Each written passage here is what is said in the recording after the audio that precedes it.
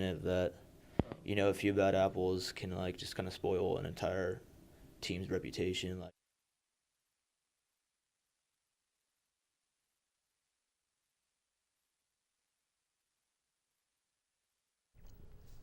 Tonight on CTV Sports, 3 CSU football players are suspended over an assault of 4 freshman students. Good evening, I am Ryan Greene. And I'm Ryan Hillman. Before we begin our Monday show, Ryan, we first bring in the development of the assault on 4 freshmen that happened over the weekend. We're joined by news producer Alex Vitale. Alex, what information do you have for us tonight? Thanks, guys. Well, it's the story that's all over our Facebook feed. It's been the talk of the CSU football team since Saturday, and it's brought into question the culture of the program. And this is also the 3rd major legal incident involving the football players just this year. But the latest trouble began this weekend. Friday night, 4 CSU freshmen were assaulted after leaving a house party. Since then, it has been confirmed that 3 CSU football players were involved. The incident took place on Shields and Laporte. Obscenities were exchanged between the victims and a passing SUV. I didn't really think anything of it because at a lot of parties, there's kind of just people are drunk and do that kind of thing. But instead of laughing it off, things went south. There's about a 6 foot to 6'3" kid going up and down with his foot like this on my friend Donnie's face. Saturday morning, gruesome pictures that have now been taken down were displayed by the victims, sparking outrage on social media. Later that afternoon, it was revealed 3 CSU players had been suspended, linking them with the fight. These players are Mike Arakpo, Nordley Cappy, and Colton Paulhouse. CSU students have now started a petition on Facebook insisting the football players be expelled. Students are saying things like, "These guys should be expelled. What if someone was killed? I would like to call up these players' parents as they explain to their families these disgusting things they did." And students also reminding, a few bad eggs are not representative of an entire organization. None of the players have yet to be criminally charged, but the outlook is grim. We warn you, the next images may be hard to look at. Walking up to what was happening, it was just disgusting. Like I said, I was running at full sprint, and when I saw what was happening, it stopped my whole body, and I had to comprehend that Donnie was actually getting stomped in the face. I have a severe eye contusion. I have stitches in my back right ear. I have kick marks on my back, and then I have just cuts up here from when getting kicked, and split lip. I think that's the majority. I was knocked unconscious. I have chipped teeth and a severe concussion. I had a lip laceration, which is stitched up now. I got a broken nose. I also got some bruises on the outside of my face, and I also injured my shoulder, and I think it was just from trying to stop people from fighting, but yeah. And I got chipped teeth, so. We just really hope that the people that did this get brought to justice, I guess, and because I don't have health insurance, I still need all my bills paid. An ambulance alone is $2,000. I don't know, and these guys are gonna have to have cosmetic and dental work, and we just want everything to be fine and paid for, and not have to really worry about anything like this again. Guys, some pretty compelling video. It's hard to watch at the end with those victims in there.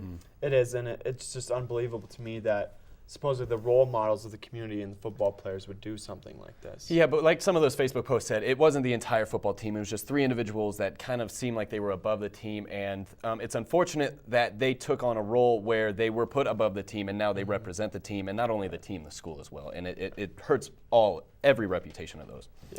Absolutely, and another interesting part about this story is that over the weekend, while this story was developing, the police department and the athletic department were silent. They didn't give us any information, but today that silence was broken when head coach Jim McElwain held a press conference at 3:15 today. Let's look and see what he said.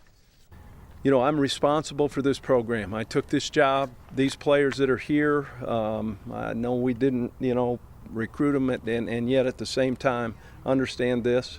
I'm responsible. I'm here to lead them in the direction we need to go and understand the principles and values of this organization. You know, it's nice to see that Coach McElwain inherited this team. These aren't really his players that he recruited, and it's nice to see that he's taking responsibility. And to be honest, he looked kind of upset to me. He did. Yeah. I mean, nobody wants to hear, that their players are doing these terrible things, to their fellow peers. But, it's some pretty serious stuff. So we decided to get on the phone with an attorney. We spoke with Jim Houston, an attorney law out of California, and this is what he had to say about the charges that could be filed against these players. And they could be looking at, it would be sort of a cascade of charges. You'd look at assault, you'd look at assault and battery, you would look at even the possibility of assault and battery with a deadly weapon, depending on whether they used their feet, if they had footwear like boots on, anything like that. And they were, as I understand it, kicking these men when they were on the ground, including in the head. That can be assault with a deadly weapon. If it was truly grotesque and the men were on the ground and unconscious and they were kicking them in the head, you could even look at attempted murder. Well, guys, I mean, there you have it. These players are looking at some pretty serious charges if they are convicted. This is a developing story, so we are going to have the updates for you guys on Facebook and Twitter. And you know what? We want to hear more about, what's the university feeling right now? What's its morale, after their football players are doing something like this? That's right. Well, thanks for coming on, Alex. Absolutely. All right. Well, coming up after the break, we will tell you just how big those players were to this program as Kevin Lytle will join me in the Sports Corner. And the Rockies opened up their doors for their first home game of the season, but did they clean house? Stay tuned. You're watching CTV Sports. If you're looking for a new pet, consider adopting from a shelter. Shelters are full of healthy and loving pets, eager to become a part of your family. To find out more, you can visit theshelterpetproject.org.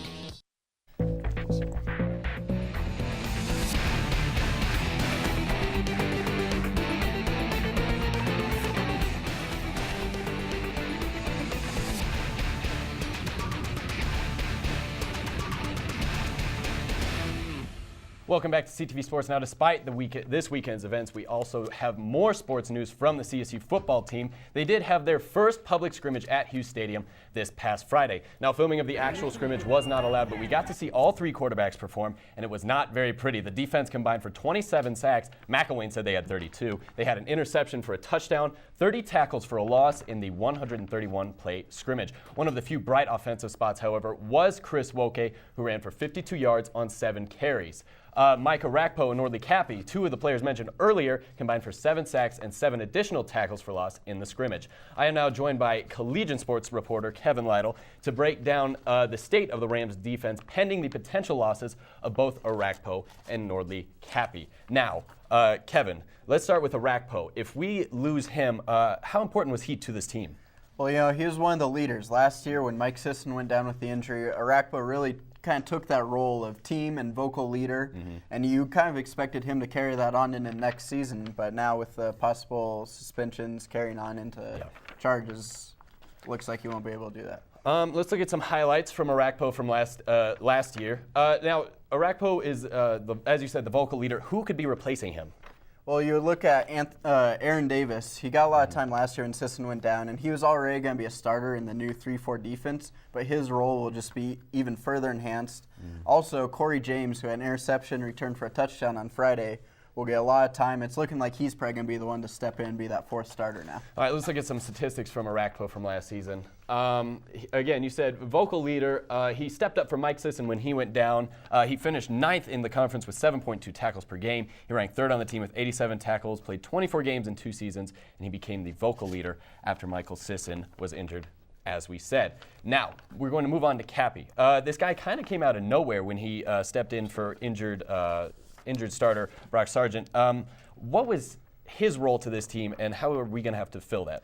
Like you said, he came out of nowhere. In camp, he was just a very good athlete, but nobody knew what to expect. He had 3.5 sacks, 4 forced fumbles in that opener against New Mexico, including the forced fumble that clinched the win.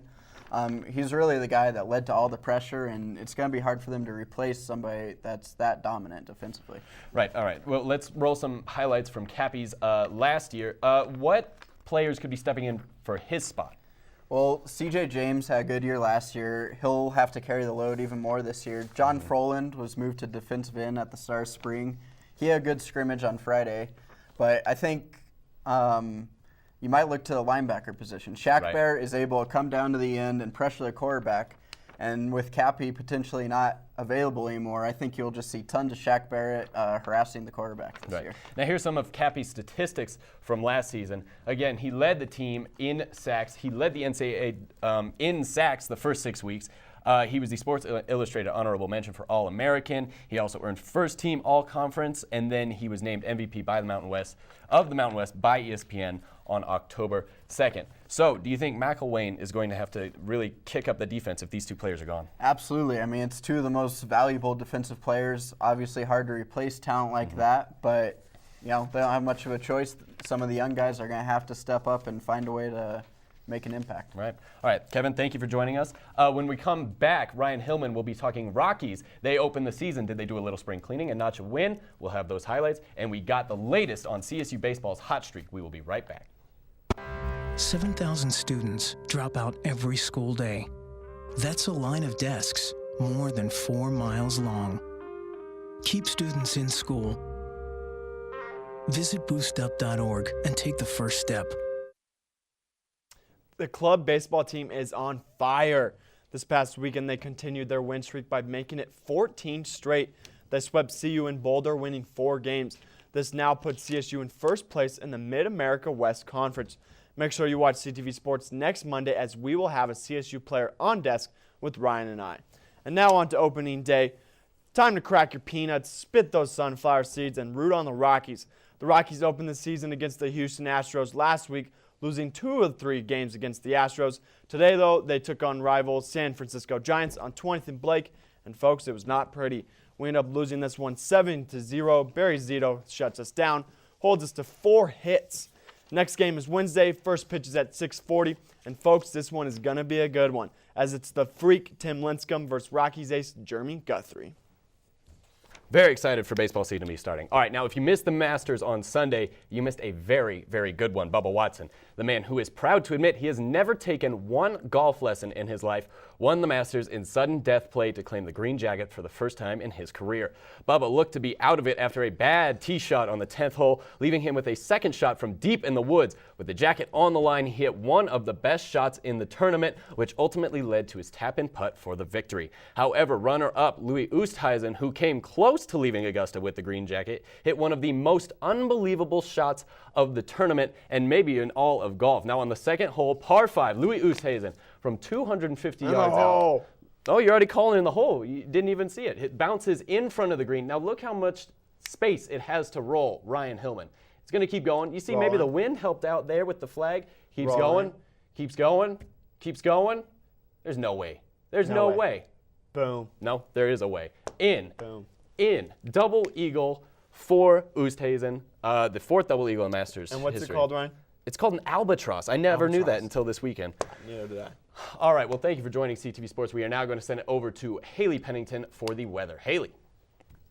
Thanks, Greene. What another gorgeous day in Fort Collins we had today, with temperatures going all the way up to the 70s. It may seem like we're in summer, but we still have 4 more weeks to go. Let's check out the rest of your week. Here is your 7-day forecast. There's going to be a slight chance of afternoon and evening thunderstorms for Tuesday and a slight chance of severe storms for Wednesday. This rain doesn't keep from getting warm. Highs will be up to the mid-70s and lows being in the 40s. Thursday is going to clear up with sunny skies and is going to be a little breezy with a high of 69. Get out those rain boots because your weekend is looking a little damp. Thanks for watching. That's all I have for you. Come back next week for your sports update. Have a great night. Students are responsible for all CTV content, therefore they bear responsibility for the decisions they make. CTV is not an official program of Colorado State University, but is produced by an independent, nonprofit corporation using the name